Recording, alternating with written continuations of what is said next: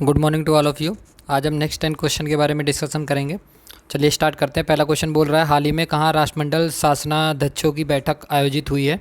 इसका जो सही आंसर है किंगाली में आयोजित हुई है। किंगाली कहाँ पर है?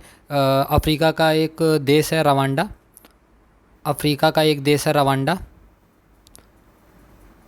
रवांडा में किंगाली एक जगह है जहाँ पर इसका आयोजन किया गया। राष्ट्रमंडल शासनाध्यक्ष का मतलब ये होता है कॉमनवेल्थ के जितने नेशन हैं, कॉमनवेल्थ के जितने भी नेशन हैं उनके जो शासनाध्यक्ष हैं उन्होंने क्या किया है, उन्होंने इस बैठक में पार्टिसिपेट किया है। इस बार की जो इसकी थीम रखी गई है, इस बार की इसकी थीम रखी गई है एक सामान्य भविष्य प्रदान करना, connecting innovative transforming. Connective innovating और ट्रांसफॉर्मिंग। इन्होंने और क्या किया है, इन्होंने मलेरिया और अन्य उष्णकटिबंधीय रोगों के खिलाफ लड़ाई लड़ने के लिए प्रतिज्ञा के रूप में क्या किया है, इन्होंने 4 बिलियन अमेरिकी डॉलर से अधिक राशि को इन्होंने कनेक्ट किया, मतलब कलेक्ट किया है इसमें। चलिए नेक्स्ट क्वेश्चन के ऊपर चलते हैं। नेक्स्ट क्वेश्चन क्या बोलता है, निम्नलिखित कथनों पर विचार कीजिए। पहला कथन बोल रहा है कि 48वें G7 शिखर सम्मेलन, 48वें G7 शिखर सम्मेलन का आयोजन जर्मनी के स्लास एल्मो में किया जा रहा है। और दूसरा कथन है, भारत के प्रधानमंत्री को भी सम्मेलन में आमंत्रित किया गया है। इसका जो ऑप्शन दे रहा है, इसका पहला ऑप्शन है केवल एक सही, दूसरा ऑप्शन है केवल दो सही, तीसरा ऑप्शन है एक और दो दोनों सही, और चौथा ऑप्शन है ना तो एक सही ना तो दो सही। इसका जो सही आंसर है, आंसर नंबर सी है। आंसर नंबर सी से मतलब कथन एक और कथन दो दोनों सही है। ठीक है, कथन एक कथन दो दोनों कैसे सही है? तो पहला कथन बोल रहा है 48 G7 शिखर सम्मेलन का आयोजन जर्मनी के स्लास एल्मो में किया जा रहा है, बिल्कुल कथन सही है। और जर्मनी ने क्या किया है, जर्मनी की जो प्रेसिडेंसी है उस प्रेसिडेंसी में जो जर्मनी है उन्होंने कई देशों को आमंत्रित किया है एज अ गेस्ट के रूप में, जिसमें से पहला देश है अर्जेंटीना। अर्जेंटीना को भी इन्होंने आमंत्रित किया है। दूसरा इंडिया को तो इन्होंने आमंत्रित किया ही है, और तीसरा इंडोनेशिया को भी इन्होंने आमंत्रित किया है। चौथा इन्होंने सेनेगल को भी आमंत्रित किया है, और पांचवा इन्होंने साउथ अफ्रीका को भी आमंत्रित किया है। ठीक है, और जो दूसरा कथन बोल रहा है कि क्या भारत के प्रधानमंत्री को इस सम्मेलन में आमंत्रित किया गया है, तो उसमें मैंने बता ही दिया, इनको शामिल किया गया है। ठीक है, और G7 के बारे में जान लीजिए। G7 का मतलब होता है ग्रुप ऑफ 7। इसमें टॉप के पूरे विश्व की जो 7 इकोनॉमी हैं इस सम्मेलन में होती हैं। पहले इसमें रसिया भी हुआ करता था, G8 के नाम से जाना जाता था।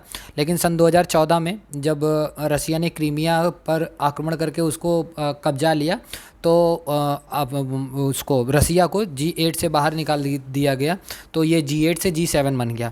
और ये भी क्वेश्चन अगर पूछ लिया जाए कि G7 का मुख्यालय कहाँ पर है, तो ये भी याद रखिएगा आप, G7 का कोई भी मुख्यालय नहीं है। जिस भी देश में G7 का आयोजन किया जाता है वहीं पर इसका मुख्यालय बन जाता है। ठीक है, नेक्स्ट क्वेश्चन के ऊपर चलते हैं। नेक्स्ट क्वेश्चन क्या बोलता है, 11वें विश्व शहरी मंच का आयोजन किस देश में किया जा रहा है? 11वें विश्व शहरी मंच का आयोजन किस देश में किया जा रहा है? इसका जो सही आंसर है, इसका आयोजन पोलैंड में किया जा रहा है। ठीक है, पोलैंड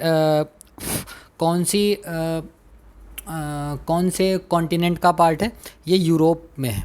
ये कहाँ पर है? ये यूरोप में है। ठीक है, और जो इसकी शुरुआत है, इसकी जो शुरुआत की गई थी, इसकी शुरुआत सन 2001 में की गई थी।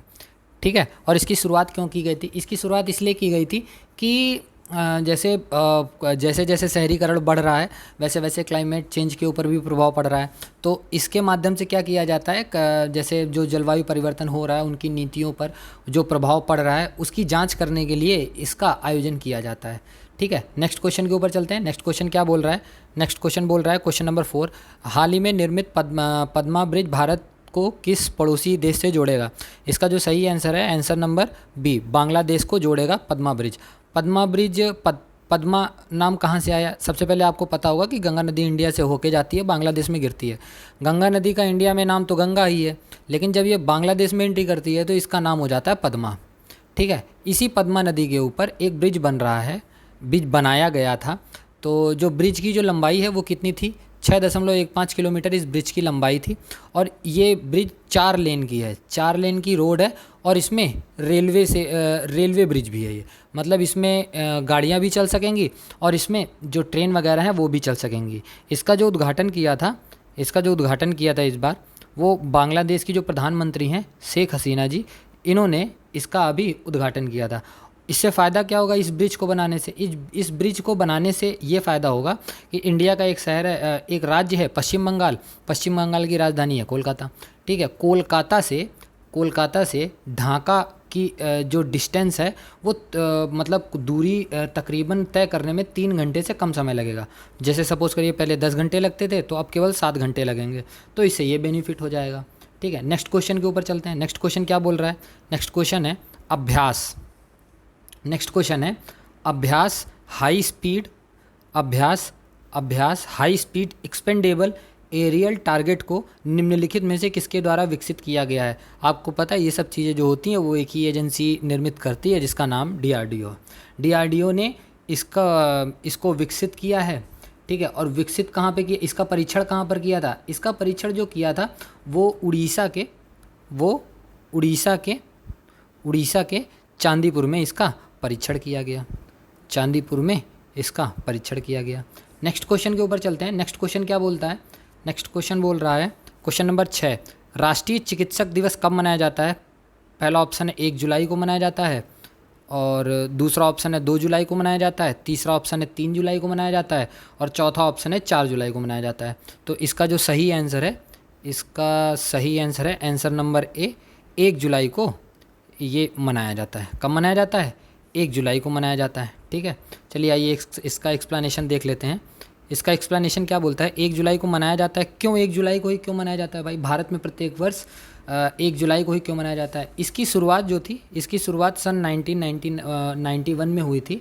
तो इस दिवस का आयोजन जो पश्चिम बंगाल के जो दूसरे मुख्यमंत्री थे वो एक चिकित्सक थे। उनका नाम क्या था? उनका नाम था डॉक्टर बिधान चंद्र रॉय। ये जो थे इन्हीं की याद में क्या किया जाता है? चिकित्सक दिवस मनाया जाता है, ठीक है। तो क्या इसके बारे में फैक्ट हो गया? इसके बारे में फैक्ट ये हो गया कि जो इसकी शुरुआत हुई थी वो 1991 से हुई थी। और इसकी शुरुआत क्यों 1 जुलाई को ही क्यों मनाया जाता है? तो बांग्लादेश के दूसरे मुख्यमंत्री जो थे वो एक चिकित्सक थे बहुत अच्छे, उनका नाम था डॉक्टर बिधान चंद्र रॉय। उन्हीं के सम्मान में ये चिकित्सक दिवस मनाया जाता है। नेक्स्ट क्वेश्चन क्या बोलता है? नेक्स्ट क्वेश्चन बोल रहा है क्वेश्चन नंबर 7, निम्नलिखित कथनों पर विचार कीजिए। पहला कथन है 1 जुलाई को जीएसटी दिवस के रूप में मनाया जा रहा है, और दूसरा कथन है पहला जीएसटी 2017 में मनाया गया था। तो जो कथन है, पहला कथन है केवल 1 सही, दूसरा कथन है केवल 2 सही, तीसरा कथन है 1 और 2 दोनों सही, और चौथा कथन है ना तो 1 सही ना 2 सही। तो इसका जो सही आंसर है आंसर नंबर ए, केवल 1 सही। दूसरा कथन सही नहीं है। तो पहला कथन क्या बोलता है? 1 जुलाई को जीएसटी दिवस के रूप में मनाया जाता है, तो ये कथन बिल्कुल सही है। दूसरा कथन क्या बोलता है? पहला जीएसटी दिवस 2017 में मनाया गया था। नहीं, ये कथन गलत है। ये पहला जीएसटी 2017 में नहीं 2018 में मनाया गया था, ठीक है। पहला जीएसटी 2018 में मनाया गया था। और ये जो जीएसटी है ये लागू कब हुई थी? ये जीएसटी लागू हुई थी 30 जून और 1 जुलाई 2017 की मध्य रात्रि से जीएसटी को लागू किया गया था। चलिए नेक्स्ट क्वेश्चन के ऊपर चलते हैं। नेक्स्ट क्वेश्चन क्या बोल रहा है? नेक्स्ट क्वेश्चन बोलता है कि हाल ही में किस राज्य में यूरेनियम के विशाल भंडार पाए गए हैं? इसका जो सही आंसर है आंसर नंबर डी, राजस्थान में यूरेनियम के भंडार पाए गए हैं। राजस्थान में यूरेनियम के विशाल भंडार पाए गए। राजस्थान में कहाँ विशाल भंडार पाए गए हैं? तो राजस्थान में एक डिस्ट्रिक्ट है सीकर जिला, एक डिस्ट्रिक्ट है सीकर डिस्ट्रिक्ट। सीकर डिस्ट्रिक्ट में भी कहाँ? सीकर में भी एक जगह है रोहिल, जिसको हम खंडेला तहसील बोलते हैं, यहाँ पे यूरेनियम के विशाल भंडार पाए गए हैं, ठीक है। और जैसे ही यहाँ पे विशाल भंडार पाए गए वैसे ही दुनिया की नज़र यहाँ पर चली गई, ठीक है। अब आंध्र प्रदेश झारखंड के बाद राजस्थान ऐसा तीसरा राज्य बन गया है जहाँ पर यूरेनियम पाया गया है। और अगर सूत्रों की माने तो यहाँ पर लगभग 12 मिलियन टन यूरेनियम जमा हो सकता है, ठीक है। चलिए नेक्स्ट क्वेश्चन के ऊपर चलते हैं। 9वां क्वेश्चन बोलता है केंद्रीय प्रत्यक्ष कर बोर्ड के नए अध्यक्ष के रूप में किसे नियुक्त किया गया है? तो जो इंग्लिश वाले बच्चे हैं वो भी ध्यान दे लें। केंद्रीय प्रत्यक्ष कर बोर्ड, इसको शॉर्टकट में बोलते हैं CBDT, CBDT central board of direct taxes. आ गई बात समझ में। इसके जो नए अध्यक्ष के रूप में चुना गया है वो किसको चुना गया है, वो चुना गया है नितिन गुप्ता को।